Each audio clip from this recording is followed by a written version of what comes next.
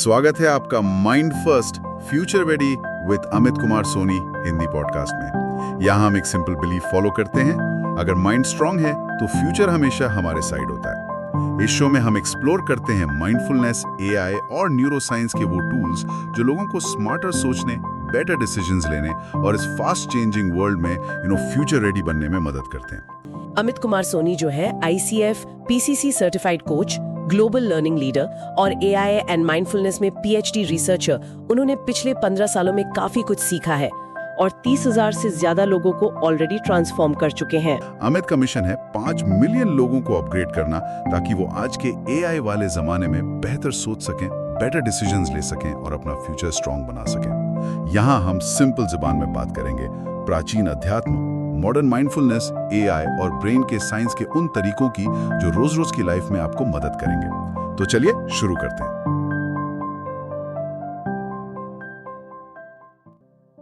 सोचिए, अगर किसी गहरे दुख को, जो सालों से सीने पर एक बोझ की तरह बैठा है, उसे सिर्फ कुछ मिनटों में हल्का किया जा सके, बिना किसी दवा के, बिना सालों की थेरेपी के, सिर्फ अपने दिमाग में एक तस्वीर की जगह बदलकर। सुनने में थोड़ा नामुमकिन सा लगता है ना? बिल्कुल।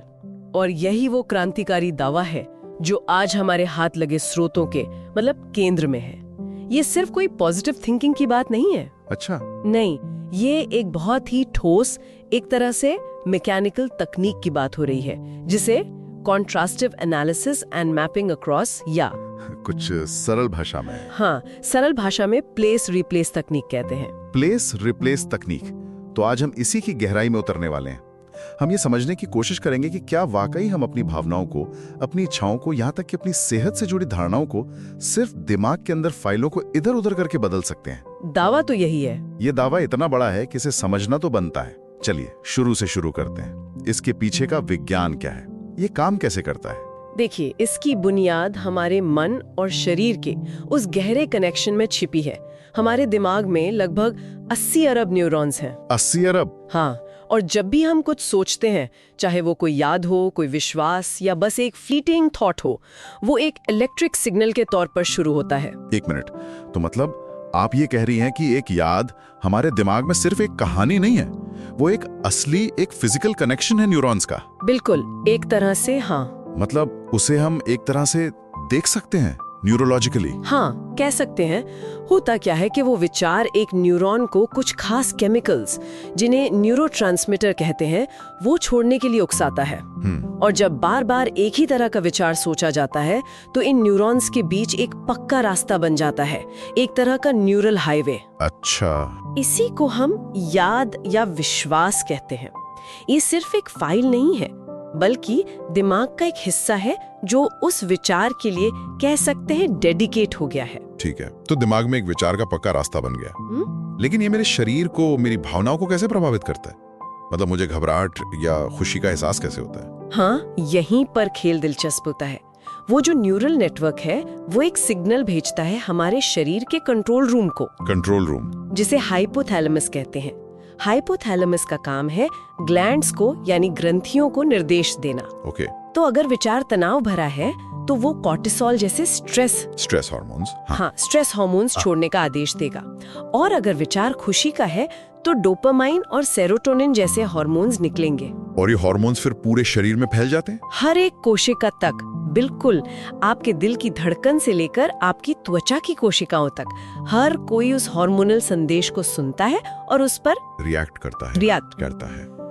इसका मतलब ये हुआ, और ये सबसे जरूरी बात है, कि हमारा शरीर असलियत पर प्रतिक्रिया नहीं करता।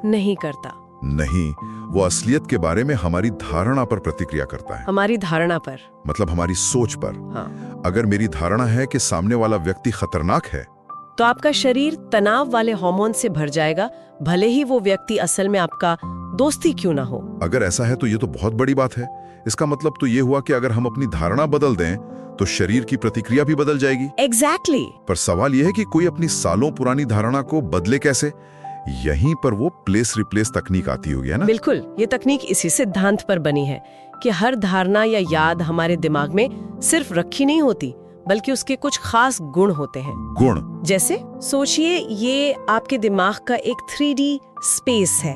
हर याद की एक जगह है, एक लोकेशन, क्या वो आपके सामने है या बाईं तरफ, उसका एक आकार है, साइज बड़ी है या छोटी, उसका एक रंग है, कलर चमकीला है या धुंधला, उसमें कोई आवाज है, वो आपसे कितनी दूर है, ये सब उसके गुण हैं। ये दिलचस्प है। मैं भी सोच रहा था कि मुझे करेला क्यों पसंद नहीं है, और मेरे दिमाग में उसकी तस्वीर बिल्कुल वैसी है, एकदम दूर, सूखी हुई और बेरंग सी। और कोई पसंदीदा चीज? जलेबी। और जलेबी की तस्वीर एकदम पास, सुनहरी और चमकदार है। देखा, आपने खुद ही तकनीक का पहला कदम पूरा कर लिया। यही है कंट्रास्टिव एनालिसिस, दो अलग अलग अनुभवों की मानसिक तस्वीरों की तुलना करना। अच्छा। अब आता है तकनीक का दूसरा और जादुई हिस्सा, मैपिंग अक्रॉस। ओके। अब मानसिक रूप से अपनी उस चमकदार पास वाली जलेबी की तस्वीर को उठाइए और उसे उस जगह पर ले जाइए जहां वो बेरंग करेला रखा था। सिर्फ जगह बदलनी है? जगह भी और गुण भी। जलेबी की तस्वीर को दूर ले जाइए, उसे धुंधला और बेरंग बना दीजिए, ठीक वैसा ही जैसा करेले का था। और करेले की तस्वीर को पास लाकर उसे चमकदार और आकर्षक बनाना है? बिल्कुल। ये एक तरह का दिमागी कट एंड पेस्ट है, और रिसर्च का दावा ये है कि ऐसा करने के कुछ ही पलों में जलेबी के लिए जो तीव्र इच्छा है वो कम हो सकती है, और करेले के प्रति नफरत भी। ये सुनने में जितना सरल है उतना ही अविश्वसनीय भी। मतलब सिर्फ एक मानसिक तस्वीर को इधर उधर करने से हमारी असली दुनिया की इच्छाएं बदल सकती हैं। लेकिन ये तो सिर्फ खाने पीने की बात हुई। शुरू में आपने दुख जैसी गहरी भावना का जिक्र किया था, क्या ये तकनीक वहां भी काम करती है? हाँ, और यहीं पर इसके असर का असली पैमाना पता चलता है। एक बहुत ही दिलचस्प केस स्टडी है एक महिला की जो अपने पिता की मृत्यु के बाद गहरे असहनीय दुख से गुजर रही थी। जब उसे अपने दुख की मानसिक तस्वीर बनाने को कहा गया तो वो बहुत बड़ी थी, ठीक उसके सामने, चलती फिरती और बहुत शोर भरी थी। मतलब वो उस याद में पूरी तरह डूबी हुई थी। और इसकी तुलना किससे की गई? उससे किसी ऐसे दूर के रिश्तेदार की मृत्यु के बारे में सोचने को कहा गया जिसके जाने का उसे दुख तो था, पर वो बोझिल नहीं था, एक सामान्य स्वीकार्य दुख। ओके।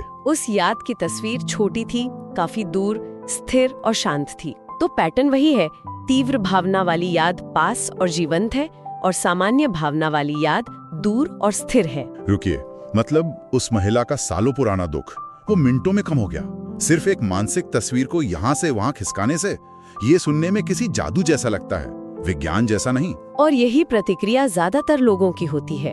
लेकिन जब उस महिला ने अपने पिता के दुख वाली उस बड़ी शोर भरी तस्वीर को मानसिक रूप से उठाया और उसे उस दूर शांत छोटी तस्वीर की जगह पर रख दिया और उसे वही गुण दे दिए। हाँ, उसे छोटा, दूर और शांत बना दिया, तो रिपोर्ट के मुताबिक उसके सीने पर जो भारीपन था वो लगभग तुरंत हल्का हो गया। याद वही थी, पिता की याददाश्त नहीं मिटी, लेकिन उस याद से जुड़ा जो जबरदस्त भावनात्मक चार्ज था वो न्यूट्रलाइज हो गया। ये सोराइसिस वाला उदाहरण तो और भी हैरान करने वाला है। हाँ। लेकिन एक सवाल है, हाँ। क्या ये सिर्फ एक प्लेसिबो इफेक्ट नहीं हो सकता? मतलब मरीज को लगा कि कुछ बदला है तो उसे बेहतर महसूस होने लगा, भले ही बीमारी पर कोई असर ना हुआ हो। ये एक बहुत जरूरी सवाल है और इसका जवाब थोड़ा पेचीदा है। देखिए, ये तकनीक सोराइसिस को ठीक करने का दावा नहीं करती। सोराइसिस एक ऑटो इम्यून बीमारी है जो शारीरिक है। सही। लेकिन हम ये भी जानते हैं कि तनाव और चिंता जैसी मानसिक अवस्थाएं ऑटो इम्यून बीमारियों को बहुत ज्यादा बढ़ा देती हैं। हाँ, ये तो है। उस रिसेप्शनिस्ट के मामले में वो अपनी बीमारी को एक बड़ी, डरावनी, कभी ना खत्म होने वाली तकलीफ के रूप में देखती थी। इस धारणा ने उसके शरीर में लगातार एक तनाव की प्रतिक्रिया बनाए रखी थी। और जब उसने उस डरावनी तस्वीर को एक सामान्य जुकाम, जो कि एक छोटा, अस्थायी और ठीक हो जाएगा वाला था, के गुणों से बदल दिया, तो क्या हुआ? तो उसकी धारणा बदल गई। बीमारी वही थी, लेकिन अब उसका दिमाग और शरीर उसे एक जानलेवा दुश्मन की तरह नहीं, बल्कि एक छोटी मोटी परेशानी की तरह देख रहे थे। तो इससे उसके शरीर की तनाव प्रतिक्रिया कम हो गई? बिल्कुल। और जब तनाव कम होता है तो शरीर की अपनी हीलिंग क्षमता बेहतर काम करती है और ऑटो इम्यून लक्षण अक्सर कम हो जाते हैं। तो हाँ, ये प्लेसिबो हो सकता है, लेकिन ये एक ऐसा प्लेसिबो है जिसे आप खुद जानबूझकर अपने शरीर की केमिस्ट्री को बदलने के लिए डिजाइन कर रहे हैं। वाव, ये तो अपने ही शरीर के ऑपरेटिंग सिस्टम को हैक करने जैसा है। और जहाँ तक मुझे याद है, इसका इस्तेमाल संपन्नता या वेल्थ माइंडसेट के लिए भी किया गया था। ये थोड़ा ज्यादा ही काल्पनिक लगता है। हाँ, और ये इसका सबसे विवादास्पद उपयोग भी हो सकता है। अभ्यास का नाम है अमीर व्यक्ति का विजुअलाइजेशन। इसमें लोगों से किसी ऐसे व्यक्ति की कल्पना करने को कहा जाता है जिसे वे बहुत अमीर और सफल मानते हैं, और देखें कि उसकी मानसिक तस्वीर कहाँ और कैसी है। फिर वे अपनी खुद की तस्वीर की कल्पना करते हैं। और अक्सर लोग अमीर व्यक्ति की तस्वीर को ज्यादा बड़ा, ज्यादा चमकदार और बेहतर जगह पर रखते होंगे, और अपनी छोटी या धुंधली। ज्यादातर मामलों में यही होता है। और फिर वही कट एंड पेस्ट, अपनी तस्वीर को उठाकर उस अमीर व्यक्ति की जगह पर रखना और उसे वही गुण देना। सही। इसके पीछे का तर्क ये है कि ये अवचेतन स्तर पर आपके आत्म मूल्य और पहचान को बदलता है। इसे लॉ ऑफ अट्रैक्शन के पीछे का न्यूरोलॉजिकल मैकेनिज्म कहा जा सकता है। अच्छा। आप सिर्फ सोच नहीं रहे कि आप सफल हैं, आप अपने दिमाग के न्यूरल नेटवर्क्स को ये महसूस करवा रहे हैं कि आप उसी श्रेणी में आते हैं जिसमें वो सफल व्यक्ति है।